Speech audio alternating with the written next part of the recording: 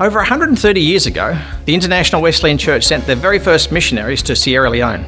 In the first 20 years, more than a dozen missionaries died, and the church had hardly been established despite this enormous sacrifice. Fast forward 100 years, Sierra Leone was coming out of a brutal civil war and needed strong and wise leadership. The son of a Wesleyan pastor was elected president, and for over 10 years he helped heal the country's open wounds, establish a Truth and Reconciliation Commission. This enabled Sierra Leone to be listed as the most peaceful nation in West Africa in the 2017 Global Peace Index. In Australia in the early 1960s, a young denomination of just 7 Wesleyan churches sent their very first missionary family to the remote highlands of Papua New Guinea. Many other teachers, nurses, church planners and supporters were sent, and after a few short decades, the PNG church grew to over 10,000 believers and became autonomous under its own leadership. More recently, in 1998, a handful of believers in the Solomon Islands asked for help to establish the Wesleyan Methodist Church there.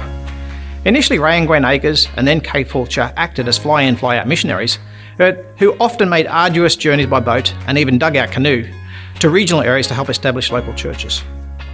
Then David Collins heeded the call to full-time ministry and establish a centralised training centre. Land was sought, and after 8 years of bureaucratic negotiations, a 50-year lease for 12 acres of waterfront land was granted by the government. Wesleyan World Missions Australia moved its main focus to the establishment of a self-sustaining training centre on this site that would impact the local and wider community. With the help of Reverend Richard Soto as Vice Principal and Lecturer, and many others in the development of the campus, the level of training and its capacity continues to rise at the Noro Training Centre, and the impact to the immediate and wider community is being felt.